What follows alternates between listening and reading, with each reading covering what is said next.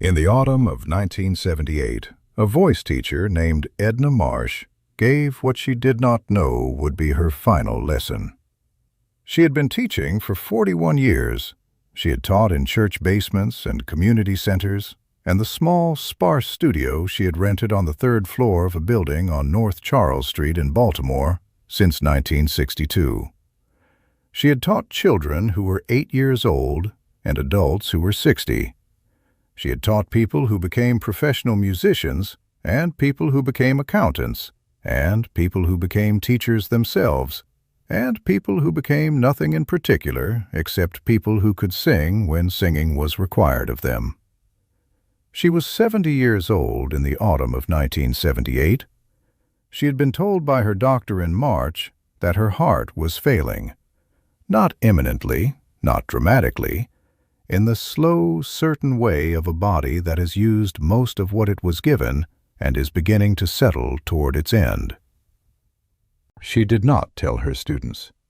She had 17 students at the time. She told none of them. She kept teaching. Her most recent student was a woman named Joyce Okafor. Joyce was 28 years old.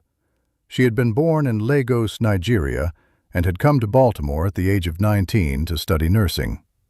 She had been in Baltimore for 9 years. She had been singing all her life, in her family's church in Lagos, in the university choir, in the small gospel group she had joined in Baltimore within a month of arriving.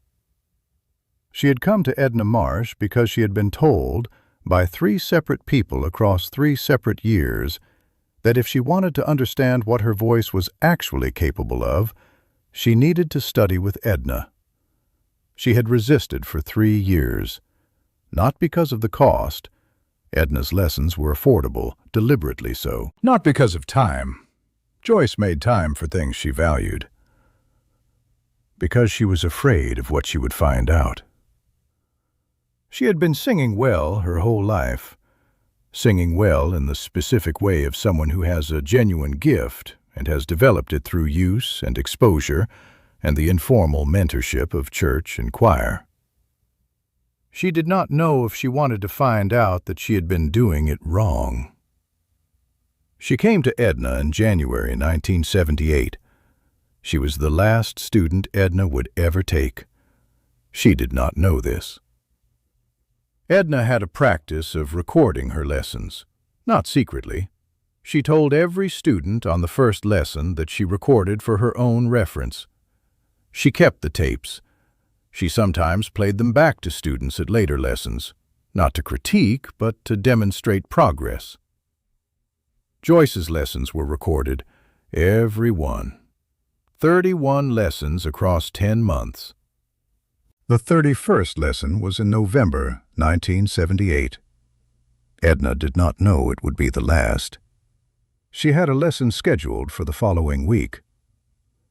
She died on November 19, 1978, of a heart attack in her apartment on St. Paul Street. She was found by her neighbor the following morning. Her studio was cleared by her niece, a woman named Frances Voss, who was Edna's only living relative and who had never been particularly close to Edna, but who took on the responsibility with the earnest care of someone who understands they are the only person available to do it. Frances found the tapes, 30 years of tapes, labeled in Edna's handwriting, student name, date, stacked in boxes in the studio's storage closet. She did not know what to do with them. She called the Baltimore music community, such as she could reach it, and asked if anyone knew what Edna would have wanted. Someone gave her Joyce Okafor's number. Joyce came to the studio. She helped Frances sort through what was there. She identified the boxes with her own name. Frances gave her the tapes. Joyce described what happened when she got home and played the first tape, the first lesson, January 1978, in a conversation she had with a music educator named Dr. Thomas Reed in 2001. Dr. Reed was conducting an oral history project on informal music education in Baltimore, and had found Joyce through the church where she had sung for 20 years. Joyce described sitting in her living room with the tape player, pressing play, hearing Edna's voice. She said she had to stop the tape after 4 minutes, not because she was upset, because of what she heard Edna doing. Edna Marsh was, on the tape, teaching, not delivering instructions, not correcting technique. Listening. Joyce described hearing Edna listen on the tape with a quality she had not noticed in the room during the lesson. In the room, she had been too absorbed in her own singing. In the tape, with the distance of months and the absence of her own nervousness, she could hear what Edna was doing. She was listening for something specific. Not the notes, not the technique, the thing underneath. Joyce described playing all 31 tapes across the following week. She described what she heard across those 31 hours. She described the thing Edna was always listening for, which by the end of the 31st tape, she could hear Edna find. The 31st tape was the last lesson, November 1978. Joyce was singing "His Eye is on the Sparrow." She had sung it many times in her life, in Lagos, in Baltimore, at funerals and hospital bedsides, and the specific moments of crisis that a community nurse encounters in the course of a long career of caring for people. On the 31st tape, she sang it differently than she had on the first tape. Not technically differently. The technique was the same. The voice was the same instrument. The singing was different. Something had come through. When the song ended, there was a pause on the tape, then Edna's voice. Not a critique, not instruction. She said 4 words. "There it is," Edna said. Joyce described listening to those 4 words in her living room in 1979. She played them back 3 times. She understood that she had not known what Edna was looking for across 10 months. She had thought she was learning technique. She had thought she was learning to place her voice correctly, to support her breath, to navigate her range. She had been learning to let the thing through. The thing that had always been there, that Edna had been listening for since the first lesson, that had finally arrived. On the last day, Joyce Okafor continued singing. She sang at her church until she was 63 years old.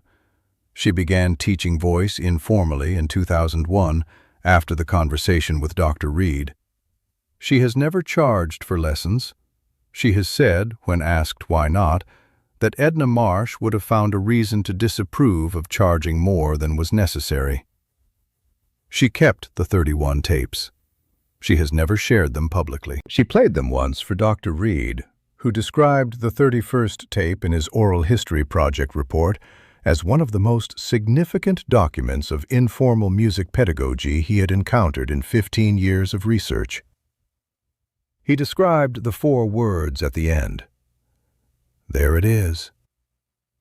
He wrote that in 40 years of thinking about how music is taught and learned, he had never encountered a more precise description of what teaching was. Not the giving, the waiting, the listening for something that was always there, that needed someone patient enough to wait for it to arrive. Edna Marsh taught for 41 years. She died without knowing she had found what she was looking for. Or perhaps she knew. There it is, said quietly, on a November afternoon, in a 3rd-floor studio on North Charles Street. To a student she had known for 10 months, who would spend the next 40 years wondering what to do with what she had been given, and giving it the same way to whoever came to her, without charging more than was necessary, because Edna Marsh would have found a reason to disapprove.